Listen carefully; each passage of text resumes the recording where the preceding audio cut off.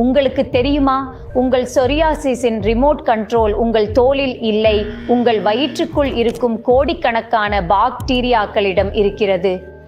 ஆம், இதையே நாம் மைக்ரோபயோம் என்று அழைக்கிறோம். உங்கள் தோலில் சிவப்பு தழும்புகள் தோன்றினால் மற்றும் கடுமையான அரிப்பு இருந்தால், அதாவது உங்கள் வயிற்றில் நல்ல மற்றும் கெட்ட பாக்டீரியாக்கள் இடையே சமநிலை குலைந்துவிட்டது என்பதை குறிக்கிறது.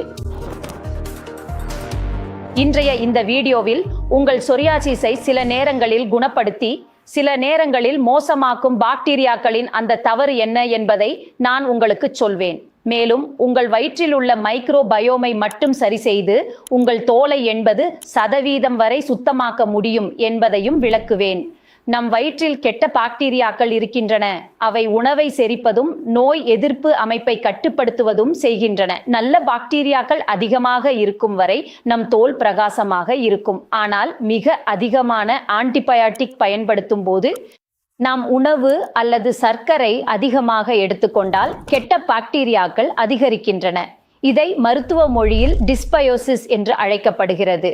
இந்த கெட்ட பாக்டீரியாக்கள் உங்கள் இரத்தத்தில் விஷங்களை வெளியிடுகின்றன. அதை உங்கள் நோய் எதிர்ப்பு அமைப்பு ஒரு தாக்குதலாக நினைத்து கோபத்தில் உங்கள் தோலில் சொரியாசிஸை உருவாக்குகிறது. இதற்கான முதல் காரணம் ஆன்டிபயாட்டிக்ஸ் அதிகம் பயன்படுத்துவதே.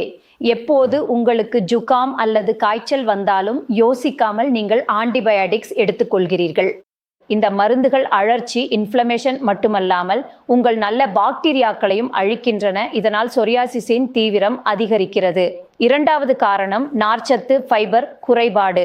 நல்ல பாக்டீரியாக்களின் உணவு நார்ச்சத்து தான்.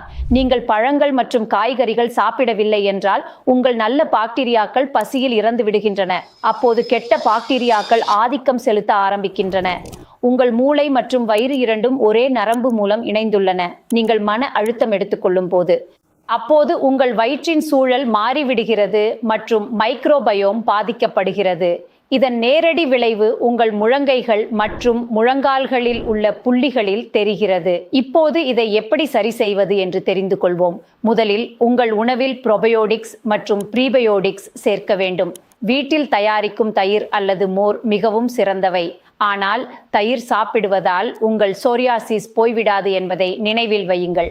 இந்திய ஹோமியோபதி மருத்துவத்தில் நாங்கள் உங்கள் குடல் ஆரோக்கியத்தில் கவனம் செலுத்துகிறோம். எங்கள் தனிப்பயன் மருந்துகள் இவை உங்கள் வயிற்றின் லைனிங்கை பழுது பார்த்து உங்கள் மைக்ரோபயோமை மீண்டும் சமநிலைப்படுத்தும். உங்கள் உடலுக்குள் உள்ள சூழல் மாறும்போது சொரியாசிஸ் தானாகவே மறைய ஆரம்பிக்கிறது. உங்களுக்கு மலச்சிக்கல், வாயு அல்லது அமிலம் போன்ற பிரச்சனைகள் இருந்தால், அதே நேரத்தில் சொரியாசிஸும் இருந்தால் உங்கள் மைக்ரோபயோம் ஆபத்தில் இருப்பதை புரிந்து கொள்ளுங்கள். தாமதிக்காமல் உங்கள் வயிற்று பிரச்சனை மற்றும் தோல் புள்ளிகள் பற்றிய தகவலை எங்கள் வாட்ஸ்அப் எண்ணில் பகிருங்கள். எங்கள் டாக்டர்கள் குழு இந்த பாக்டீரியா சுழற்சி பற்றி உங்களுக்கு விளக்குவார்கள். எப்படி சரி செய்யலாம் என்பதை நினைவில் வையுங்கள். வயிறு சுத்தமாக இருந்தால்தான் நியாயம் கிடைக்கும். இன்றைய வீடியோக்கு இவ்வளவுதான். அடுத்த வீடியோவில் சந்திப்போம். நன்றி.